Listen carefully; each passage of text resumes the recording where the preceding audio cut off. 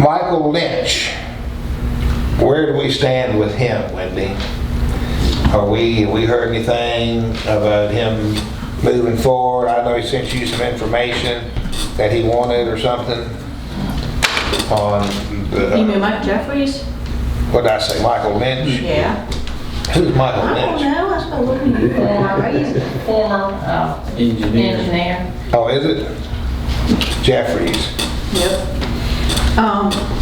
Yeah, I mean, he sent me some paperwork for me to fill out.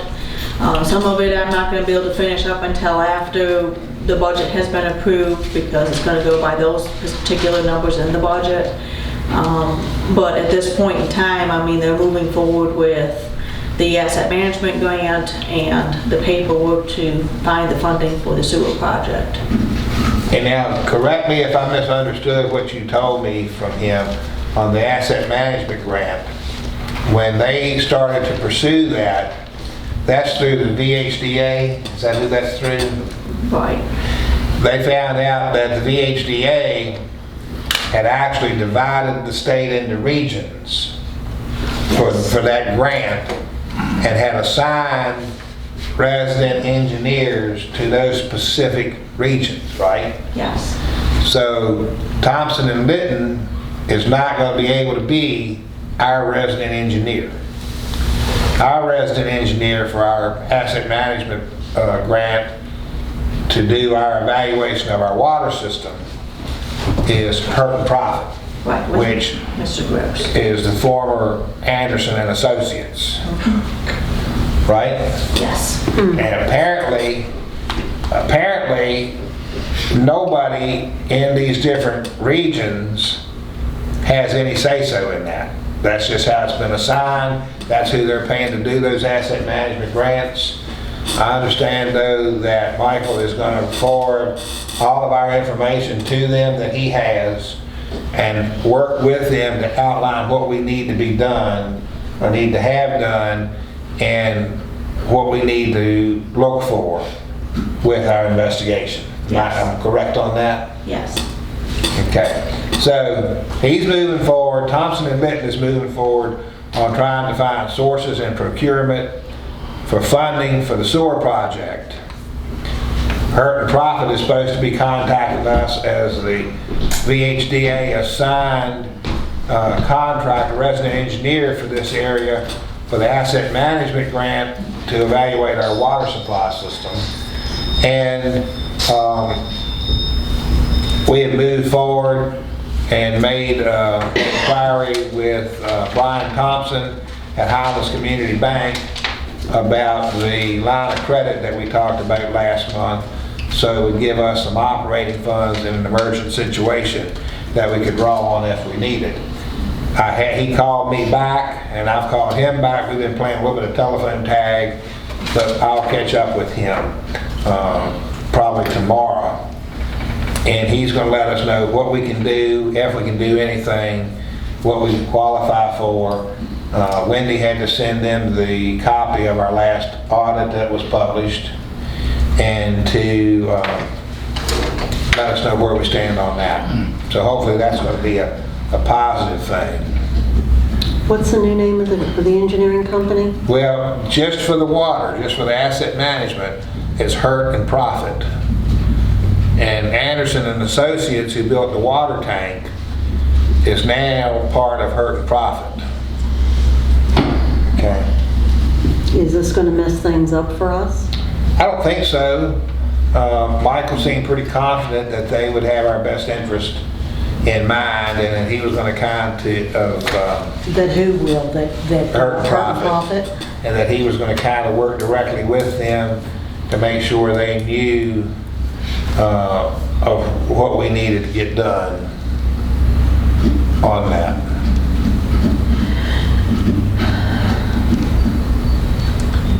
Any other questions? And they were the ones that did the water tank, right? They're the ones that did the water tank. I'm not getting a warm fuzzy feeling, I'm sorry. Well, our hands are tied. I know, I understand that. I'm just voicing I'm not getting a warm fuzzy feeling. Yeah, our hands are tied, pretty much set in stone as to how that has to be handled and worked through. Randy, you have any questions about the No. money side of things? Kawana? No, sir. Jimmy? No. Richard? Donnie? No. Anybody? Jimmy? I see you squirming, so. You did hit a bad spot there on that. Well, Damn thing. I wasn't really happy about it, but I'm just concerned that, well, we'll wait and see. well, you know, the big thing about the water, we got to figure out where it's going. We got to find out why we're losing so much water. There's absolutely no rhyme or reason to be losing that much water like we are. And we're talking, how much was it this month? Did you tell me 600,000 gallons of water unaccounted for? That's a lot of water. That's also a lot of money that we're not getting paid back for. And it's consistently going somewhere every month. Consistently going somewhere every month. So we've got to figure it out. This is the best way to do it, the first step in the process. Chocolate leak. Yeah, my leak. That was 14,000 gallons. We've got to figure out where it's going. So if you see any spot in town that's wet, that's not normally wet, you see water running, please let us know. We've done everything we can do up to this point to try to find it. Yes, sir, Randy. On the water that the county gets from us for the sewer plant across the river, where's the meter for that at? In the sewer plant. And the sewer plant? Do they have one on the other side? What do you mean on the other side? The river? It goes through the river. The water line goes through. I know that, but do they have a meter on the other side? Yeah, it's in the sewer plant. Over there. It's not on this side. No, it's on that side of the river. Well, can we force them to put one on this side? The river? Because like you said, if something happens in that river, there's no way of knowing. I hadn't even really considered the fact of having a meter on this side of the river. But that would alleviate the problem on that line. I mean, I strongly suggest that we go that route because. If there's a hole there and there's already water there, you can't tell if there's any more water there. That's true. Of course, I'm not saying it's one end because it's a new line, it shouldn't be leaking, but. Well, we'll look into that. That's a good point. I had never ever really thought about that. And while we're talking about this, Jared is drawing up, and we should have it for reading Thursday night, the new agreement with Western Virginia Water Authority for the sewer flow coming from Botetourt that we're conveying to the treatment plant for them. And I do know that one major stipulation in that is that their flow is going to be metered when it comes into our system. And you got that second email off to them today about the increased rates. Yes. Okay. This storm drain up here at Jennifer Simpson's is a nightmare. It's been a nightmare for months. We have one contractor that says the only way to fix it is to completely dig it up, reroute the line, abandon the old line that goes under part of her house, put a new line in. That's their take on it.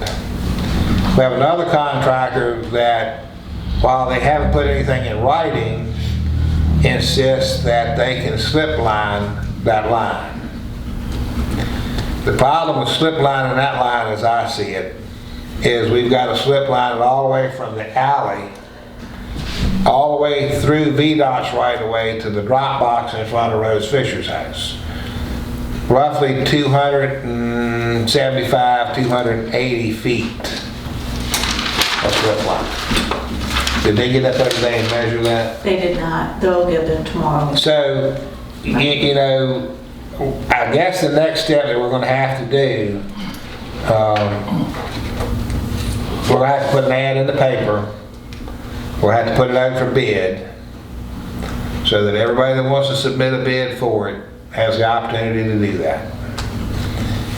And then we'll set a deadline, and we'll have to open those bids and award the contractor, whichever contractor is the least expensive. Well, are you gonna try to get a contractor to do the slip line, or are you looking for the contractor to redo the whole shebang?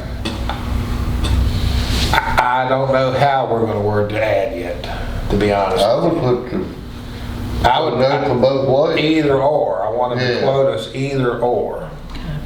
You know, so then that way, once the ad's in the paper for the bid, if it's bid both ways and they get into it and they can't do it one way, we know how much it's going to cost us the second way. So that ad will go in the paper. Today is, what is today? Monday. Can we get that ad in the paper Thursday? And then again next Tuesday? And that way we can get the bids and open them up and see what the proposals are on them. Down at the playground this coming Saturday, we're going to have a little party for the kids, summer beach bash, if you will. Completely free of charge. We'll give away hot dogs and drinks and watermelon and ice pops, and fire department's going to be down there doing a display plus some water play with the kids, and we've got a water slide we're going to have, and a bouncy house we're going to have down there, and free throw contest and cornhole contest and a bottle ring toss game, and might even put a watermelon seed spitting contest in there, and just let everybody have a good time. And our former resident DJ, I should say, Joey Crawford's going to come back and play beach music for us, and that's going to be this Saturday from 2 to 6. Have our famous hot dogs like we have at Halloween, and everybody says the best they've ever eaten, and all the difference this time, you're not going to have to pay for them. So, anything you'd like to add to that, Ann? Yeah, everything will, they'll get free items until it runs out. As long as it lasts. As long as it lasts, and that'll be it. And then the following Saturday, we have an Eagle Scout project that's going to take place at the playground. We actually thought it was going to be the same day as the beach bash, but the scheduling with them got a little messed up on that, right? Yeah. So they moved it to the following Saturday. And Mason Krantz, who lives right here, was adamant that he do his Eagle Scout project for the town of Iron Gate, since he lived in Iron Gate. It was very important to him to do that. And he's got some plans. Wendy knows probably a little bit more about what he's got planned than any of us do, because she has worked really closely with him on it. But I think he's going to build some things and do some painting and refurbishing down there, and he's pretty excited about it, and I'm pretty excited about it to see what he's going to do. And Parks and Recreations is really excited that he took an interest in it to do it, and we're going to feed them lunch while they're down there. Karen and I are going to donate the hamburgers and hot dogs for their lunch. You're making something to bring, and then so anybody that wants to chip in and bring a covered dish or something to drink or something down there for them, it would be greatly appreciated, just to show that we support them on that. So What's the time? that I can't answer, Wendy. Yeah, I don't remember if they're going to start at 8 o'clock in the morning or 9 o'clock in the morning. If we're bringing food, what time do you want it down at? Noon? Well, originally I think they were planning on being done somewhere around 1 or 2 o'clock, so I would say they probably will not stop to eat until they get done. So maybe 1 o'clock. I would Okay. aim for 1 o'clock. So, that's a good thing. And I'm sure any kid, even teenagers, would be happy to have some sweets to go with their food and stuff. So anything you want to talk about with the Eagle Scout project? I mean, as a mother of an Eagle Scout, I can tell you that it is one of the most grueling things that a scout will go through. The paperwork alone is just like applying for a grant. I mean, it is a lengthy process. It is a very detailed process. They have to go in front of someone from the council office in order to get their project approved. It is scrutinized. It's a very detail-oriented thing that they have to go through. And it is, required in order for them to get the Eagle. So, wow. It's a big deal. It's a huge I know it's a deal. big deal. It's the ultimate goal of every Boy Scout. Yes. And unfortunately, I don't think it's a high percentage of them that attain that goal, is it? No, I don't remember the numbers exactly, but somewhere, 2 to 4%. So, That's lower than I even thought, so. yeah. So I'm happy that he wanted to do that, and the thing about it is, his little brother's coming right along behind him, and he's already said he's gonna do his project in the town Iron Gate too. Good. So they're committed to the town, and the least we can do is thank them and show our support for them.